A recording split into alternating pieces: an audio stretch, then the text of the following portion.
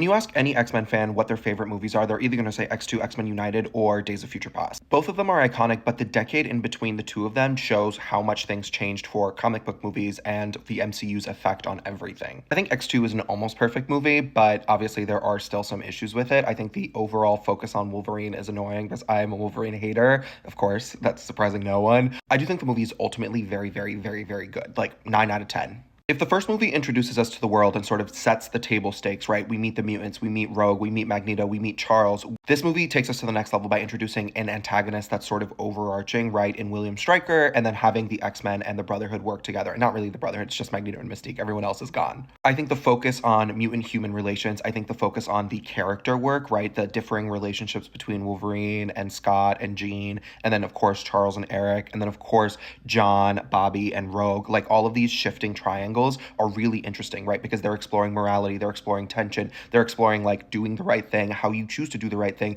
Is the right thing done for the wrong reason the right thing? And that's why one of my favorite subtle arcs in the movie is John's arc, right? After they go to Bobby's house in Boston and the police officer shoots Wolverine, he's like, okay, fuck this. I don't want to be a good guy anymore. Like, that is genuinely interesting because so many people, when placed in this situation, are not necessarily going to be like the best person, right? They're not going to be the X-Men. That's why there's 5 X-Men. Like, not everyone is ready to be a hero. Also, this movie just has like very cool action sequences, right? Like, when they are in Alkali Lake, the fight between Wolverine and Lady Deathstrike has lived in my mind since I saw it in 2003. Like, this is a crazy, crazy, crazy, crazy execution of powers and just putting them on the big screen in such an exciting way. I absolutely love it. The raid in the mansion, the weird sexual tension between Bobby and Logan, like what was going on there? And also just the writing is good, right? Like there are so many scenes in this movie that have like stood the test of time, right? Why do you choose to look like that if you can hide? Because we shouldn't have to. The have you tried not being a mutant scene, which obviously made the sort of queer mutant allegory very, very stark.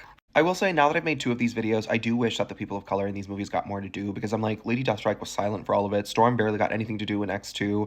And she said that if she didn't get more screen time in X3, she wasn't going to come back. And that's why she had like a bigger role in The Last Stand. But I do think for what it is, for understanding the story, for understanding what makes the X-Men work, for understanding how to build out a world and make it exciting and emotional and just like engaging, I think they did a really good job. I also rewatched Days of Future Past, and this one really, really works for me, but it's interesting to see how much the movies have shifted, right? There's so much more action, right? We get to see Bobby sort of ice out and like ride his little ice waves. We get to see Sunspot use his powers. Obviously, we get the Quicksilver extended action scene. You can tell that the action scenes have been built out to sort of hold the attention of an audience that is expecting so much more from a comic book movie, right? When X2 came out, there weren't that many. That was the era of like Spider-Man, and that was it. Like Batman Begins hadn't even come out yet. And then when we get this movie, we are already post Avengers. This is 2014. Days of Future Past works because it's very, very heavily invested in the lore, right? We are taking a very, very established comic book story from the 80s and making it iconic, putting it on screen, right? We introduce iconic mutants like Bishop and Blink, my queen, if you're an Exiles head, shout. Like I was Exiles, like what was that, 2001 or something? The relationship between Charles and Eric, of course, which you guys know I live for. But then also the timeline shenanigans, right? The top screenshot is from the new timeline where they just rewrite the third movie. They were like, actually ignore that. That was a fucking mess and we're not going to talk about it anymore. And I think you can only do that if you really, really respect the source material, like understanding the way that these characters work, understanding what you need to change and shift to create an entirely new reality to say, these are the movies that we care about now. It makes me very sad because I also rewatched The Last Stand and Apocalypse, and I'm not going to make videos on those because they are garbage. It makes me sad that after this perfect movie, they immediately ruin it by making Apocalypse, which is so boring and so bad. There's a lot of mystique in these movies, but I don't mind because they hired Jennifer Lawrence, like they had to use her. The only thing that I will say is that it bothers me that every single one of these like post First Class reboot movies, they have Eric sort of do this flip flop over and over again. Like in every single movie, he's good and then he's bad and he's good and it's like, okay, we get it, right? Like after they defeat the Sentinel and he's like, actually, now I'm gonna kill him. And it's like, oh my God, please. And then he does it again in Apocalypse when Apocalypse recruits him after he has his wife and kid, unfortunately, RIP.